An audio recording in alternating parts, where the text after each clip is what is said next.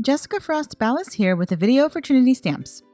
Today I'm creating a cheery anniversary card, so let's get started.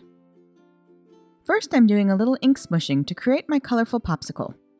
I start by placing a scrap of plastic from some stamp packaging over a panel of white cardstock. Then I smush a little picked raspberry, squeezed lemonade, and tumbled glass distress ink onto the plastic. Once I have all three colors in the plastic, I spritz them with water and then use my finger to lightly tap and blur the edges between the colors so I don't end up with any harsh lines. I pick up the plastic and press it to my panel. In hindsight, I should have spritzed the panel first to help my colors move more, but I think it turned out okay.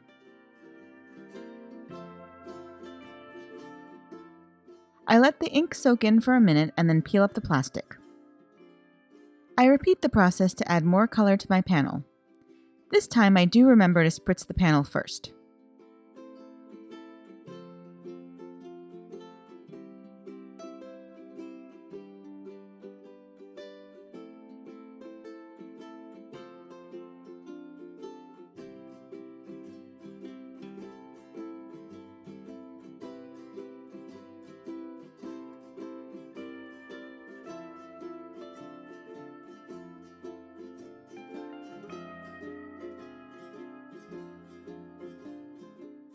After I peel up the plastic, I briefly hit the panel with my heat gun, and then I dab the plastic onto the panel a few more times to add some extra splatter. Once the panel is totally dry, I place it in my splatter box. I'm going to add Distress Spritz over the panel for a little extra shimmer. This is my first time using these sprays, and you want to make sure that you really give them a good shake until the pigment on the bottom is well mixed throughout the liquid. I spritz each color, dab off the excess, and then let the panel dry.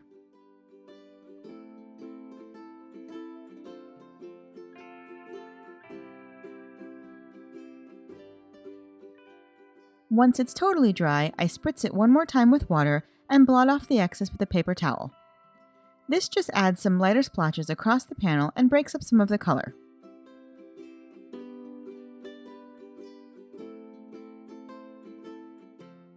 I'm using the layered popsicle stencil, and I place the stencil over my panel and use post-it notes to carefully mask it. To the side, I've smushed the same distress inks and sprayed them with the Distress Spritz. I take a damp paper towel, dab it in the ink, and then dab it over the stencil. I'm trying to darken those two lines to create shadows in my popsicle, and the extra concentrated ink gives me just enough color to bring them out.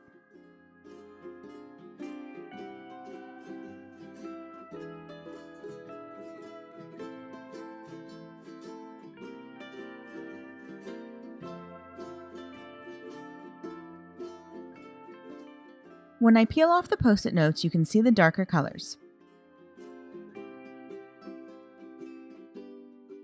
Next, I die cut the main shape of the popsicle from a panel of white cardstock.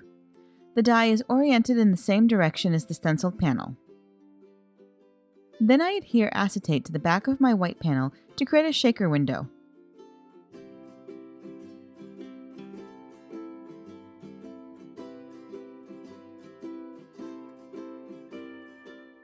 I add foam tape around the edges to build up my shaker compartment. Then I add the multicolor meteorite, dimensional diamond, and bubble blowout flat back bauble embellishment mixes to my shaker.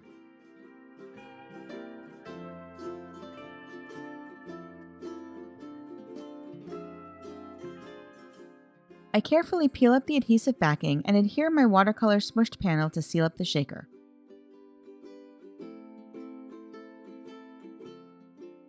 When you flip it over, you can see the stencil design and those fun sparkly bits. Next, I stamp and die cut a sentiment from the Simply Sentimental Sweet Set, and I also die cut a popsicle stick from craft paper from the Popsicle die set. I adhere the popsicle stick to the bottom of the shaker and trim off the excess. Then I add the sentiment.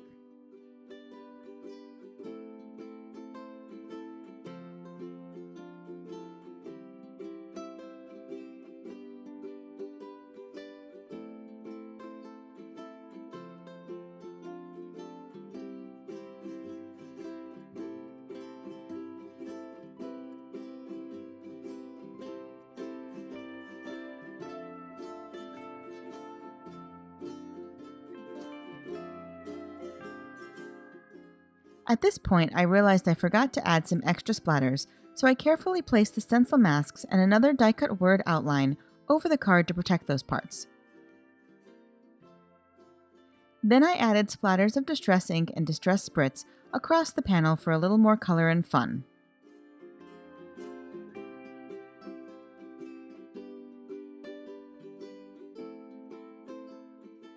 I let the panel dry and then removed the masks, revealing the shaker and sentiment underneath. And that's it! I hope you enjoyed today's video, and if you did, I'd love for you to give it a thumbs up and leave a comment. Be sure to subscribe to the Trinity Stamps channel for even more crafty inspiration. Thanks so much for watching, and until next time, have an amazing day and happy crafting. Bye!